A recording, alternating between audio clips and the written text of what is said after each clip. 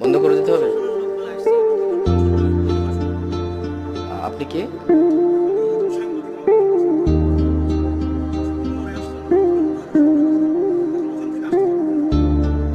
বুঝলাম, তো কি করতে হবে আমাদের?